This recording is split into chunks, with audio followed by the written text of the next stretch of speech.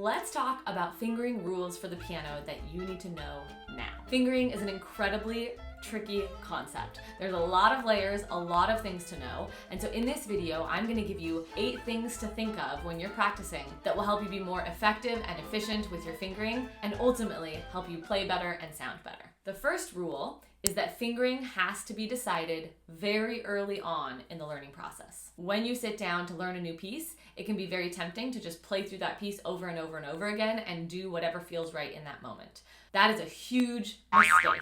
If you go about learning a piece that way, it's going to take you so much longer to learn the piece. You need to decide which fingers you're going to use for every single note in a piece of music, and you need to write them down. That way, every single time you go to practice or play that piece of music, you're being consistent. And if we are being consistent and we're doing something the exact same way every single time, our brain is gonna remember it a lot easier and a lot faster. The second fingering rule for piano that you need to know now is that beginning fingering is a little bit different than fingering once we get into more intermediate and advanced pieces. And what I mean by that is oftentimes if you started learning the piano with a teacher or if you started using a piano method book, you were in one hand position. So there were 5 notes required of the right hand and 5 notes required of the left hand.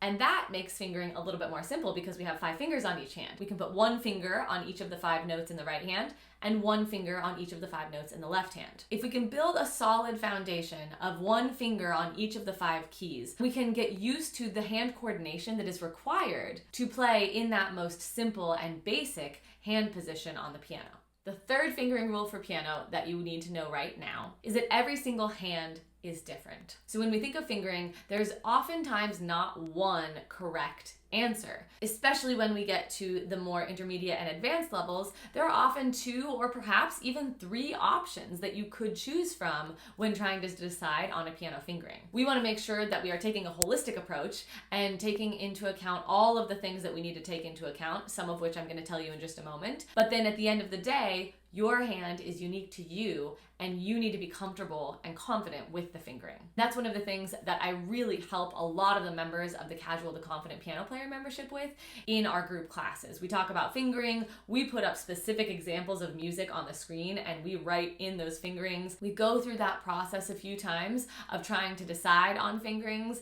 I guide people to help figure out the proper fingering that works for them for that specific passage. And I'll link Casual to Confident Piano Player membership in the description below. I would highly suggest that you check it out because it can really transform your piano practice. The fourth fingering rule for piano that you need to know now is that the hand has a very natural shape and we want to utilize that shape when possible. So when we look at our hand, we have fingers that are shorter, like our thumb and our pinky, and then the fingers that are longer, like finger numbers 2, 3, and 4. Because of the geography of the keys and the way that the white keys are longer and the black keys are shorter, it makes sense that we use fingers 1 and 5 on white keys often, and our longer fingers, fingers 2, 3, and 4, on the shorter keys, which are the black keys. Now this is more of a general rule because obviously it's not going to work in every single circumstance, and that's one of the trickiest things about fingering is there are so many things to take into account that there's not rules that are set in stone that work for every single situation. But the fifth fingering rule for piano that you need to know now is to use consistent fingering for repeated patterns.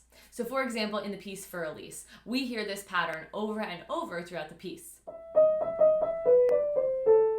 For how our memory works, it makes sense that every single time we do that passage throughout the piece, we use the same fingering. We don't need to reinvent the wheel every time we play that passage in the piece. It makes a lot more sense to our brain, and you're going to remember it so much easier if you use consistent fingering every time that exact same passage comes back. Right, the sixth fingering rule for piano that you need to know now is to make sure that you take articulation into account when you're deciding on fingering. If I have a passage of music that's played legato, it might require wildly different fingering than if I take that same passage and apply a staccato articulation to it. With legato in particular, it's going to take some craftiness and some creativity sometimes to figure out a fingering that will allow you to play something with the proper articulation and have it sound good at the same time.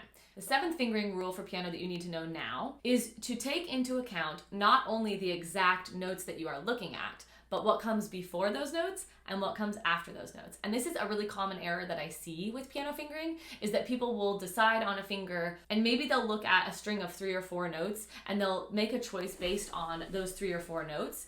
But then when they go to zoom back out and play the entire piece, the fingering that they chose maybe isn't the best option or doesn't serve them the best within the context of the phrase or within the context of the larger passage. So with fingering, we always want to look at it with different points of view. We also need to be thinking at this point about tempo. Sometimes people will choose a fingering that works really well for a slow beginning tempo. If our piece ultimately needs to be played very quickly, we want to try to think about, or check in with a teacher or check in with me about if the fingering will also be suitable once we increase the tempo of the piece. Right? The 8th rule for piano fingering that you need to know now is that practicing scales, chords, arpeggios will immensely help your fingering. One of the main reasons that we practice scales and arpeggios and chord progressions on the piano is because it gives us a chance to work on some of those foundational concepts like fingering. The fingering that we learn for scales can be applied to so many different pieces because scales are patterns that we see often in music, as are arpeggios